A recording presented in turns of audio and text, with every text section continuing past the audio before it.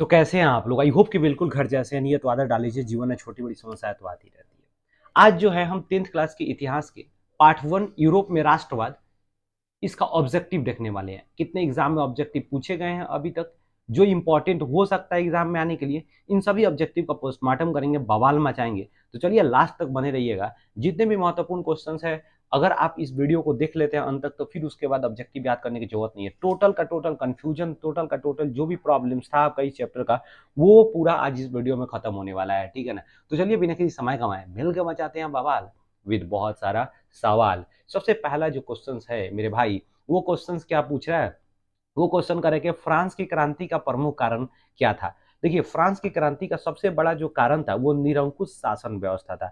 क्या था? निरंकुश शासन व्यवस्था था। अब निरंकुश शासन व्यवस्था का मतलब क्या होता है कि एक ऐसा शासन व्यवस्था जिसमें जो शासक होता है वो जनता के भलाई के बारे में नहीं कार्य करता है, जनता के बातों को नहीं सुनता है, और जनता उसका विरोध भी नहीं कर सकती है। अगर जनता विरोध कर रही है तो उसको बुरी तरह से या उसको इलीगली क्या कर सकता है, उसको दबा सकता है, उसको कोई प्रश्न नहीं पूछ सकता है, ठीक है ना। तो ऐसे शासन व्यवस्था में क्या होता है, जो शासक का पावर होता है वो अनलिमिटेड होता है, कोई उस पर रोक टोक नहीं होता है, ठीक है ना। ठीक उसी तरह क्या होता है कि ये फ्रांस में भी यही चल रहा था, ठीक है ना। फ्रांस की जो जनता थी ये निरंकुश शासन व्यवस्था से बिल्कुल ऊब चुकी थी, और वो चाहती थी कि अमेरिका ब्रिटेन की तरह हमारे यहाँ भी क्या हो, एक संविधान हो, और संविधान के हिसाब से क्या हो, यहाँ पर शासन किया जाए। दूसरा क्वेश्चन का रहेगा, फ्रांस में किस शासक वंश की स्थापना वियना कांग्रेस के द्वारा किया गया था। अब देखिए, फ्रांस में किस शासक वंश की स्थापना, फ्रांस में शासक वंश की बात किया जा रहा है, तो शासक वंश में अगर बात करें तो बुर्बो राजवंश का, ठीक है ना। आपको पता ही है, लुई 16वां, लुई 14वां, लुई 15वां, लुई 18वां, ये सभी का सभी किस राजवंश का था? बुर्बो राजवंश का था। बात समझे कि नहीं? इसलिए एग्जाम में याद रखिएगा कि वियना कांग्रेस के द्वारा जो था, वियना कांग्रेस यानी 1815 ईस्वी में वियना सम्मेलन जो हुआ था, उसमें क्या किया गया, जो नेपोलियन 1815 ईस्वी में जब हार गया, तो नेपोलियन के पूरे शासन व्यवस्था को तहस नहस करके, ठीक है ना, उसके जो भी बदलाव किया था उसको खत्म करके फिर से पुरातन व्यवस्था क्या किया गया, पूरे यूरोप में लागू कर दिया गया। इसलिए थोड़ा सा ध्यान यहाँ पर दिमाग में रखिएगा, एग्जाम में क्वेश्चन बहुत बार पूछता है कि लुई सोलावा किस राजवंश का था, तो ये बुर्बो राजवंश का था। क्वेश्चन कभी कभी ऐसे भी पूछता है मेरे भाई, दिमाग में बैठा के रखिएगा कि बुर्बो राजवंश का अंत किस वर्ष हुआ फ्रांस में, तो 1830 ईस्वी में याद रखिएगा। बुर्बो राजवंश का जो अंत था वो कब हुआ था? 1830 में। बुर्बो राजवंश का अगर हम अंत की बात करें तो ये 1830 ईस्वी में हुआ था, ठीक है ना। दिमाग में भाई साहब ये बैठा कर रखिएगा, एग्जाम में कभी कभी क्वेश्चन पूछ देता है, ठीक है ना। अगला क्वेश्चन क्या कर रहा है कि नेपोलियन, क्वेश्चन कर रहा है क्या, हाँ क्वेश्चन कर रहा है नेपोलियन संहिता किस वर्ष लागू हुआ था। देखिए, नेपोलियन जब फ्रांस का राजा बना 1804 ईस्वी में, उसी समय फ्रांस में एक नेपोलियन संहिता या नेपोलियनिक कोड, बात समझे कि नहीं, इसी को सिविल कोड भी कहा जाता है, फ्रांस में लागू किया। और फ्रांस में बहुत सारे नियम कानून को चेंज किया, ठीक है ना। जितने भी पुरानी व्यवस्थाएं थी, जितने भी प्रशासनिक व्यवस्था था, कम्युनिकेशन सिस्टम था, इन सभी चीज़ों को क्या किया, अच्छा किया, उसको उसको सुधारा। वहाँ पर करेंसी बहुत सारे चल रहे थे, उसको क्या किया, कम करके 2 में कर दिया, ठीक है ना। वहाँ पर व्यापार को सुधारा, वहाँ की प्रशासनिक व्यवस्था को सुधारा, वहाँ के वेट सिस्टम यानी जो माप तौल प्रणाली था उसको सुधारा। इन सभी चीज़ को सुधारा, जनता उससे खुश भी हुआ, ठीक है ना, नेपोलियन। इसलिए नेपोलियन बहुत फेमस था पूरे के पूरे यूरोप में। क्वेश्चन अगला कह रहा है क्या कि वियना सम्मेलन कांग्रेस का अध्यक्ष कौन था, यानी जो 1815 ईस्वी में वियना सम्मेलन हुआ था। क्वेश्चन पूछता है कि वियना सम्मेलन कब हुआ था, तो 1815 ईस्वी में कहाँ हुआ था, तो ऑस्ट्रिया में। ऑस्ट्रिया का राजधानी जो था वियना था, वहीं पे हुआ था। एक बार एग्जाम में क्वेश्चन पूछ दिया था कि ऑस्ट्रिया का राजधानी कहाँ है, तो ऑस्ट्रिया का राजधानी वियना। और यहाँ पर जो सम्मेलन हुआ था, हर सम्मेलन में कोई ना कोई अध्यक्ष होता है। जैसे मान लीजिए कि भारत में अभी G20 का सम्मेलन चल रहा है, तो G20 का सम्मेलन में अध्यक्ष है ना, भारत अध्यक्ष है, तो भारत का जो मेन शासक होगा वो उसका अगुवाई करेगा। जितने भी वहाँ पर मेंबर कहने का मतलब अतिथि आएंगे, जो मतलब मेहमान आएंगे, जैसे अमेरिका आया है, जापान आया हुआ है कि नहीं हुआ है, उसी तरह ब्रिटेन आया है, फ्रांस, तो ये जितने भी विदेशों के मेहमान आए हैं उनका मेहमान नवाजी कौन करता है, वो अध्यक्ष करता है। यानी उसी तरह वियना सम्मेलन का अध्यक्ष कौन था, तो मेटरनिक था। वियना सम्मेलन का अध्यक्ष कौन था, मेटरनिक। मेटरनिक कौन था, तो ऑस्ट्रिया का चांसलर, ऑस्ट्रिया, ऑस्ट्रिया का चांसलर था, थोड़ा सा याद रखिएगा, चांसलर था, ठीक है ना। ऑस्ट्रिया का चांसलर कौन था, मेटरनिक था, ठीक है ना। मेटरनिक युग पूछता है कि मेटरनिक युग कब से कब तक था, तो 1815 से 1848 ईस्वी तक मेटरनिक युग था। मेटरनिक मेटरनिक युग था, ठीक है ना। कभी कभी क्वेश्चन ऐसे भी मेरे भाई पूछ देता है कि नेपोलियन युग का अंत कब हुआ था, नेपोलियन युग का अंत कब हुआ था, तो 1815 ईस्वी में। नेपोलियन युग, नेपोलियन युग का अंत, नेपोलियन युग का अंत कब हुआ था, तो 1815 ईस्वी में हुआ था, ठीक है ना। इसको याद रखिएगा। अगला क्वेश्चन कह रहा है क्या, मेटरनिक का व्यवस्था, मेटरनिक व्यवस्था का मुख्य उद्देश्य क्या था, तो मेटरनिक व्यवस्था 1815 ईस्वी में जैसे ही नेपोलियन हार गया तो उसके बाद मेटरनिक व्यवस्था शुरू हो जाता है, और ये 1848 ईस्वी का जो क्रांति हुआ था फ्रांस में वहां तक चलता है, ठीक है ना। तो ये था एक।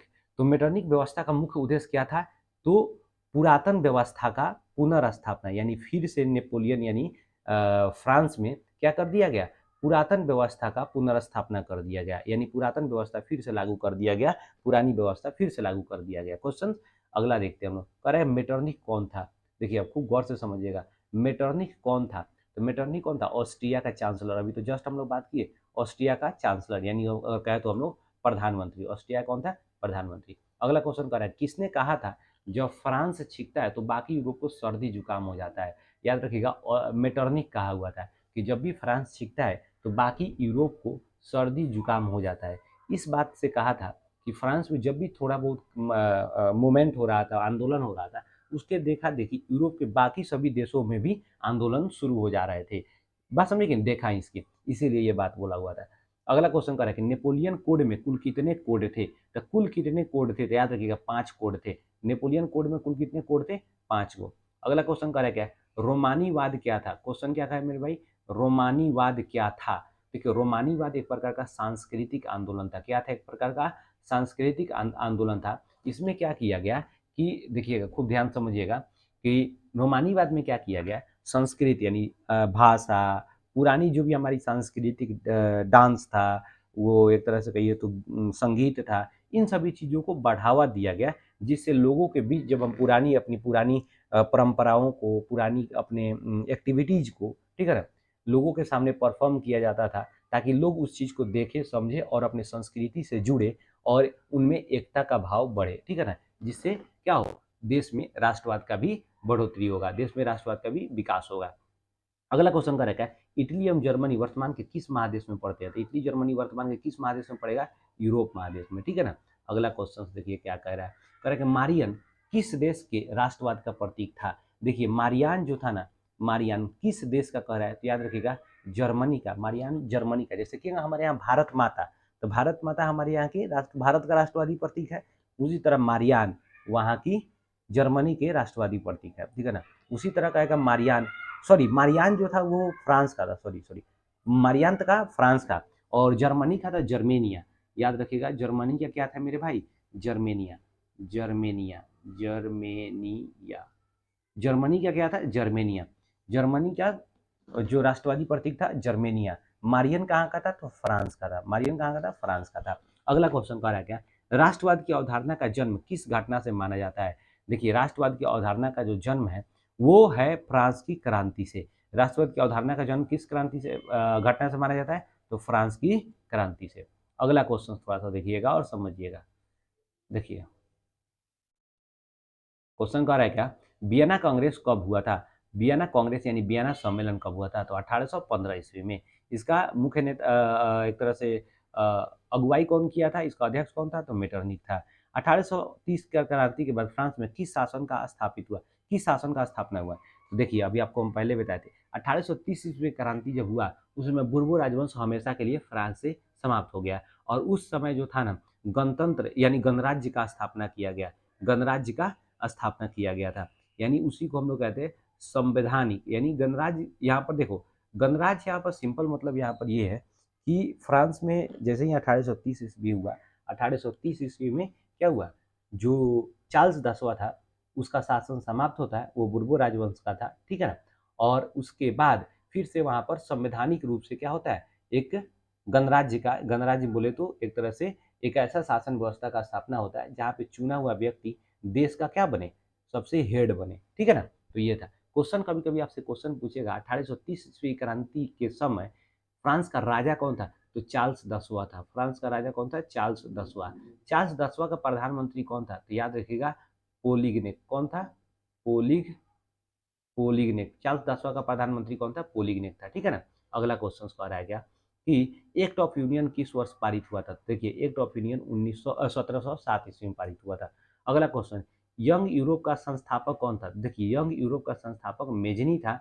अगर उसी को कहेंगे यंग इटली तो दोनों का मेजनी था, यंग यूरोप और यंग इटली। अब देखिए यंग यूरोप का जो मतलब बेसिकली स्थापना हुआ था 1834 में। यंग इटली अगर कहेगा young Italy, young Italy, Italy का स्थापना है तो 1831 ईस्वी में। क्लियर हो रहा है। अगला क्वेश्चन देखिए क्या कह रहा है कि इटली के एकीकरण का मसीहा किसको कहा जाता है? देखिए इटली के एकीकरण का मसीहा कहेगा तो मसीहा कहेगा तो मेजनी, ठीक है ना। अगर वही कहेगा तलवार, वही कहेगा तलवार, तलवार तलवार, इटली के एकीकरण का तलवार किसे कहा जाता है? तो गैरिबाल्डी को कहा जाता है। इटली के एकीकरण का दिमाग किसको कहा जाता है? दिमाग, काउंट काबुल को कहा जाता है, ठीक है ना। अगला क्वेश्चन थोड़ा सा समझिएगा क्या कह रहा है कि मेजनी का संबंध किस संगठन से था? देखिए मेजनी का संबंध कार्बोनरी से था। कार्बोनरी एक प्रकार का गुप्त संगठन था। इटली में इसका स्थापना जो था 1810 ईस्वी में किया गया था, ठीक है ना। ये क्वेश्चन आता है एग्जाम में, याद रखिएगा। कार्बोनरी एक गुप्त संगठन था, इसका मेंबर कौन था? मेजनी था। और इटली में कार्बोनरी का स्थापना 1810 ईस्वी में हुआ था। अगला क्वेश्चन, किस ने अपनी कूटनीति के बल पर इटली का समस्या को संपूर्ण यूरोप का समस्या बना दिया? कह रहा था कि किसने अपने कूटनीति के बल पे, कूटनीति का मतलब होता है चाल चल के, अपना दिमागी चाल, बात समझे कि नहीं।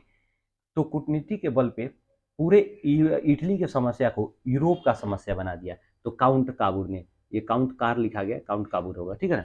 काउंट काबूर ने, क्वेश्चन पूछेगा कभी कभी कि काउंट काबूर कौन था, याद रखिएगा इटली का प्रधानमंत्री। इटली का प्रधानमंत्री नहीं होता, सार्डिनिया, इटली में सबसे महत्वपूर्ण जो राज्य था वो था सार्डिनिया पिडमाउंट, वहीं का ये प्रधानमंत्री था। विक्टर एमेनुअल इसको प्रधानमंत्री बनाया था। तो क्वेश्चन एक बार पूछ दिया था आपके एग्जाम में, बहुत बार क्वेश्चन आया कि विक्टर एमेनुअल ने काउंट काबूर को किस पद पर बैठाया था? तो प्रधानमंत्री के पद पर। अरे क्या, जर्मनी का एकीकरण कब पूरा हुआ था? तो जर्मनी का एकीकरण 1871 ईस्वी में फ्रैंकफर्ट की संधि के द्वारा। जर्मनी का एकीकरण किस संधि के द्वारा हुआ? फ्रैंकफर्ट की संधि के द्वारा। अगला क्वेश्चन, जालबेरिन एक संस्था थी। जालबेरिन क्या थी मेरे भाई? जालबेरिन एक व्यापारियों की संस्था थी। हमेशा एग्जाम में क्वेश्चन पूछते रहता है कि जालबेरिन क्या था? तो एक व्यापारियों का संस्था था।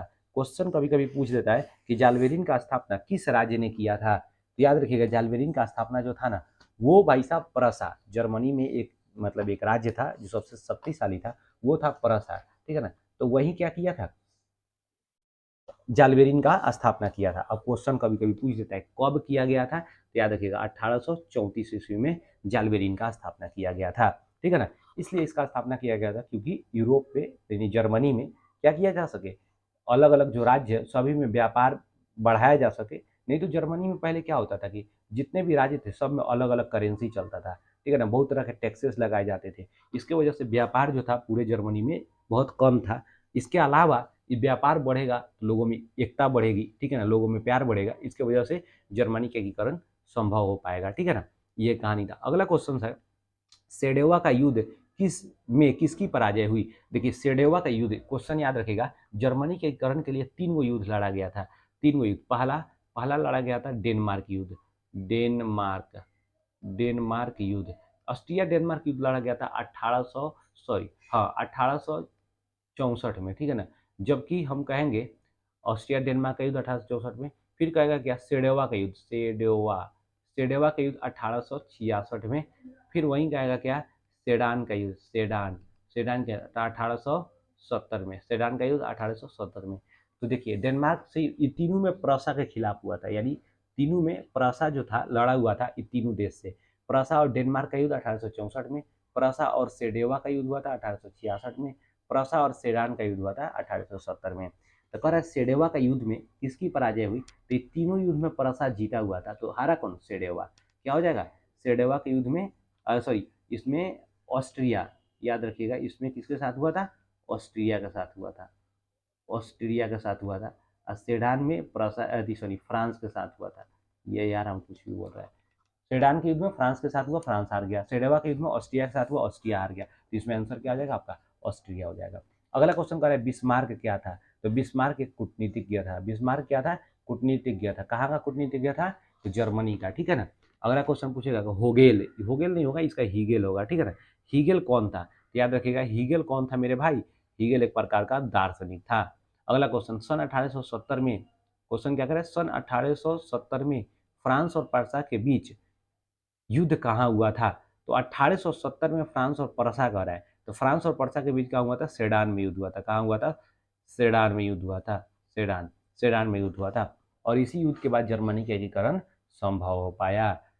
अब क्वेश्चन पूछता है कि जर्मनी का एकीकरण कब हुआ था? तो जर्मनी का एकीकरण कब हुआ था मेरे भाई? 1871 में। किस युद्ध करा गया, किस संधि द्वारा जर्मनी का एकीकरण पूरा हुआ था? तो याद रखिएगा, फ्रैंकफर्ट की संधि के द्वारा 1871 ईस्वी में। अगला क्वेश्चन, सेल्सविग और होल्डस्टीन, देखिए सेल्सविग और होल्डस्टीन ये इटली में पड़ता था, दो राज्य था, ठीक है ना, सेल्सविग और होल्डस्टीन। अगला क्वेश्चन कह रहा है क्या कि जर्मन राइन राज्य का निर्माण किसने किया था? देखिए जर्मन राइन राज्य का निर्माण कौन किया था? Napoleon Bonaparte. नेपोलियन बोनापार्ट ने कब किया हुआ था? 1806 में। पूरे जर्मनी, यानी जर्मनी 300 छोटे बड़े राज्य में डिवाइड था ना मेरे भाई, तो उसको 39 राज्य में क्या कर दिया? बटोर करके एकीकृत कर दिया। कौन? Napoleon Bonaparte. यानी नेपोलियन बोनापार्ट ने जर्मन राइन राज्य का स्थापना किया 1834 ईस्वी में, और पूरे जर्मनी को 300 छोटे बड़े, जो 300 से अधिक छोटे बड़े राज्यों में जो विभाजित था, उसको 39 राज्य में क्या किया? बटोर दिया।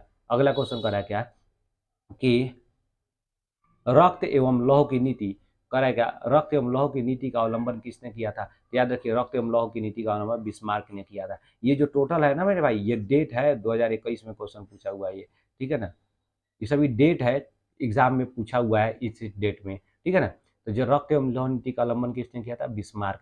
क्वेश्चन कभी कभी ऐसे ही पूछता है कि भारत का बिस्मार्क किसको कहा जाता है? भारत का बिस्मार्क, बिस्मार्क, भारत का बिस्मार्क किसे कहा जाता है? तो याद रखना मेरे भाई, भारत का बिस्मार्क सरदार वल्लभ भाई पटेल को, वल्लभ भाई पटेल को, सरदार वल्लभ भाई पटेल को क्या किया जाता है? सरदार वल्लभ भाई पटेल को भारत का बिस्मार्क कहा जाता है। करें, फ्रैंकफर्ट की संधि कब हुई थी? 1871 ईस्वी में। सेडान का युद्ध कब हुआ था? 1870 ईस्वी में। ये सब चर्चा हम लोग ऑलरेडी कर चुके हैं। जर्मनी के एकीकरण का प्रमुख वास्तुकार कौन था? देखिए जर्मनी के एकीकरण में सबसे जो महत्वपूर्ण भूमिका निभाया था वो बिस्मार्क निभाया था। इसीलिए यहाँ पर जर्मनी के एकीकरण का वास्तुकार, वास्तुकार का सीधा मतलब होता है एक ऐसा व्यक्ति जो किसी स्ट्रक्चर के लिए ढांचा तैयार करता है। जैसे घर बनाना है तो वास्तुकार के पास यानी इंजीनियर के पास जाएंगे, तो वो क्या करेगा? एक प्रकार का आर्किटेक्ट बना के दे देगा, एक प्रकार का ढांचा बना के दे देगा, जिसे हम लोग मैप कहते हैं। मैप बना के दे देगा कैसे कैसे क्या है, डिजाइन बना के दे देगा कैसे कैसे बनाना है। अगला कह रहा है कि 1871 में कौन सी संधि हुई थी? तो याद रखिए 1871 में फ्रैंकफर्ट की संधि हुई थी। अगला क्वेश्चन, जर्मनी के एकीकरण के लिए कौन उत्तरदायी था? तो जर्मनी के एकीकरण के लिए कौन होगा? बिस्मार्क होगा। जब कहेगा इटली के एकीकरण के लिए, इटली के एकीकरण के लिए ये तीनों हो जाएगा। बात समझ रहे हैं? कह रहा यूरोप का मरीज किसे कहा जाता है? तो देखिए यूरोप का मरीज किसको कहा जाता है मेरे भाई? तुर्की को कहा जाता है। यूरोप का मरीज तुर्की को कहा जाता है। यूरोप वासियों के लिए किस देश का साहित्य एवं ज्ञान विज्ञान प्रेरणा का स्रोत रहा? कह रहा यूरोप में रहने वाले जो लोग थे ना, उसके लिए किस देश का ज्ञान विज्ञान सबसे ज्यादा प्रेरणा का स्रोत रहा था? तो याद रखिएगा ये है यूनान का, ठीक है ना। क्वेश्चन पूछेगा यूनान कब स्वतंत्र हुआ? तो 1832 ईस्वी में। यूनान कब स्वतंत्र हुआ? 1832 ईस्वी में। क्वेश्चन पूछेगा यूनान में स्वतंत्रता संग्राम कब शुरू हुआ था? तो 1821 ईस्वी में। किस नेता के नेतृत्व में शुरू हुआ था? तो एलेक्जेंडर चिपसिलांटी के नेतृत्व में ये शुरू हुआ था। याद रखिएगा हमेशा, ठीक है ना। अगला क्वेश्चन पूछ रहा है क्या, यूनान में स्वतंत्रता संग्राम में किसकी पराजय हुई थी? देखिए यूनान में जो स्वतंत्रता संग्राम शुरू हुआ था वो तुर्की के साथ हुआ था, इसीलिए उसमें किसका पराजय होगा? तुर्की का पराजय होगा। अगला क्वेश्चन, 1829 में एड्रियानोपुल की संधि किस देश के साथ हुई थी? याद रखिए 1829 में जो एड्रियानोपुल की संधि हुई थी वो रूस और तुर्की के बीच हुआ था, तो यहाँ क्या हो जाएगा? रूस। अगला क्वेश्चन, यूरोपीय सभ्यता का पालना किसे कहा जाता है? देखिए यूरोपीय सभ्यता का जो पालना है वो माना जाता है यूनान को। यूरोपीय सभ्यता का पालना यूनान को। कहेगा एशिया के सभ्यता का पालना किसको कहते हैं? तो याद रखिएगा मानव सभ्यता का पालना, मानव सभ्यता पूछेगा, ठीक है ना। क्वेश्चन पूछेगा मानव सभ्यता, मानव सभ्यता का पालना, पालना तब होगा आंसर एशिया। मानव सभ्यता का पालना किसे कहता है? एशिया। कहेगा मानव का पालना, मानव का पालना, पालना तब अफ्रीका। मानव का पालना कहाँ हुआ था? अफ्रीका में। मानव सभ्यता का पालना कहाँ हुआ था? एशिया में, ठीक है ना। अगला क्वेश्चन करा जाए, हंगरी की हंगरी की भाषा क्या थी? तो ये तो बहुत ही फेमस है, हंगरी का एक मैग्यार भाषा था जो बहुत ही फेमस था। यूरोपीय राष्ट्रवाद से प्रभावित होकर किस भारतीय शासक ने जैकोबिन क्लब की स्थापना की थी? क्या क्वेश्चन कर रहा है? यूरोपीय राष्ट्रवाद से प्रभावित होकर, यानी यूरोप में जो राष्ट्रवाद चल रहा था उससे प्रभावित होकर भारत के किस शासक ने जैकोबिन क्लब का स्थापना नहीं, जैकोबिन क्लब की सदस्यता ग्रहण किया था? वो कौन था मेरे भाई? सुल्तान टीपू सुल्तान, ठीक है ना, टीपू सुल्तान ने। अगला क्वेश्चन कह रहा है क्या, 19वीं शताब्दी में यूरोप में राष्ट्रवाद के विकास का क्या परिणाम हुआ? तो 19वीं शताब्दी में यूरोप में राष्ट्रवाद के विकास का सबसे बड़ा परिणाम ये हुआ, राष्ट्रीय राज्य यानी नेशन स्टेट क्या हुआ, बन के निकला। अब मेरे भाई जो था ना, ये आपका टोटल जो है ये चैप्टर नंबर 1 का ये महत्वपूर्ण ऑब्जेक्टिव है।